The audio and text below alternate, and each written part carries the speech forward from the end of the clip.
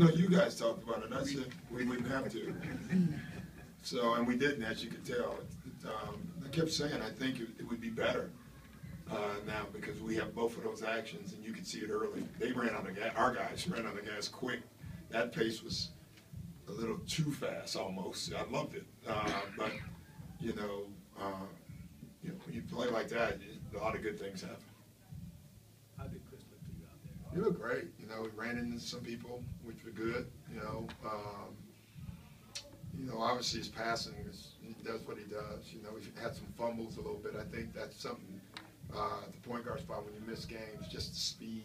You're not used to it. You can see he was fumbling the ball a little bit, but overall, I mean, he was terrific. Are they fine after going down? Yeah, everybody's good. I'm sure you wanted to have as much work for Chris tonight, but was the plan, I'm not going to take him out until we have a 56-point lead? Yeah, I don't know. I think that it was nice, though. I didn't want to have to play him that much anyway, so in this case, it kind of worked out for him. He got a taste of it. Now we get to have a practice on Tuesday and then play a game on Wednesday, and so then he gets another break. And I don't know if there's a better way to bring a guy back in than the way it's worked out. Seemed like a lot of energy and activity right from the Yeah, I just think they were excited to get Chris back in the lineup. You could see that in the way guys were flying down the floor. That's really nice to see. That guy misses that many games, and from Blake to Jamal, they were excited to see him back on the floor. That tells you a lot about where your team's at as far as being together. That was good.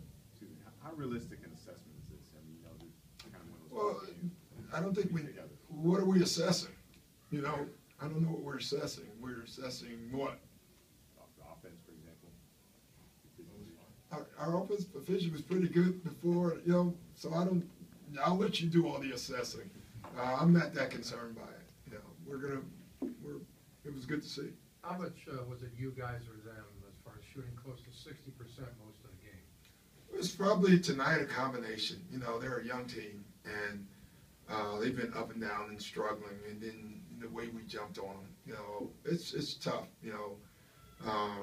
I've been in those shoes. I've been over there with Brett, and that's hard. It's hard for him, and his job is to keep coaching them, and he knows too. He can see their spirits, and that's why I use all those timeouts, which was what I would have done too, and so it's just hard. But it's probably a combination of both. Our energy was off the charts to start the game, and then what Brett said after the game was right. He said, as much as you scored, it was your defense that changed the game. And that's where, I kept saying with Chris, people are talking about offense. We miss Chris defensively. He's one of the best pick and roll guards in the league defensively. And not having that hurts us. And having that, you can see it.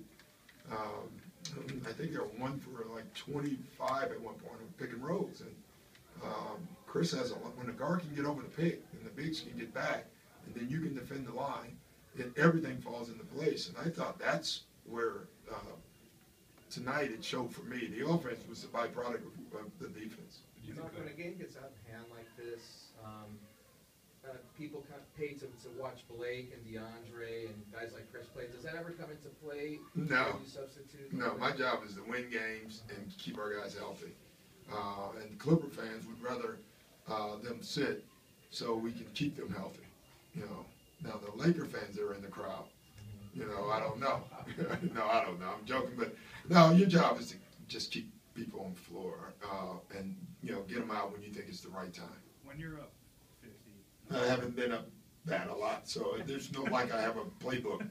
But you can go ahead and ask the question. in a fourth quarter like that, when you play your bench the whole way, what are you looking for from those guys? Well, I was looking for them to execute and run some of the stuff, and we didn't for a while. And so I wasn't going to use a timeout because even though I wanted to, like 3 different times, it's just, not the right protocol going by the book that you have when you have that lead. You know what I'm saying? So, but that's what you're looking for. And then for guys like Sasha who hadn't played at all, he hadn't played an NBA game in the extended minutes in so long.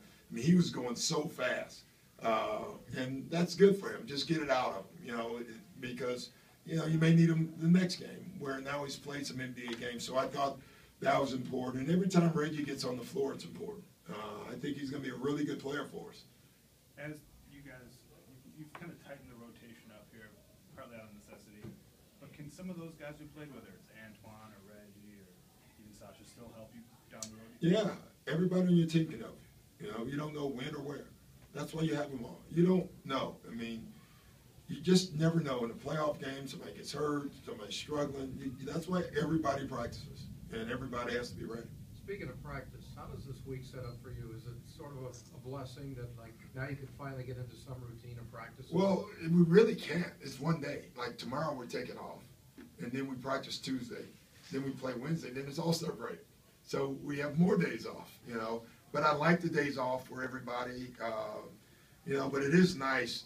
And you're right. We get a day of rest, and now you can actually have a practice of substance, is what I would call it. You know, when you look at the schedule for the rest of the year, if you know what we coaches call practices of substance, our day off practice. I think we have 5 left, where you're gonna have other practices, but I mean of substance, where you can actually get up and down the floor and work on stuff. You don't have a lot left, you know, and so it's a good day for it. It'll be a good day for us. You said that you wanted to see how Darren you wanted him to do what he was doing. Yeah. Back then. So do you feel like he did that? Yeah, you know, it's a tough game. That's the tough game to judge on that. You know, he comes in and you have the lead that he has. That's hard.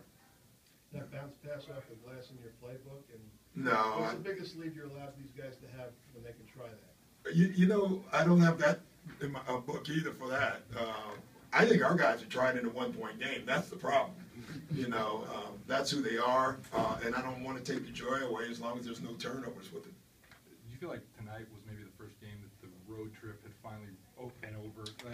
Yeah, I actually thought even the last game, you know, even though we didn't have practice time, we've gotten we've been in town now.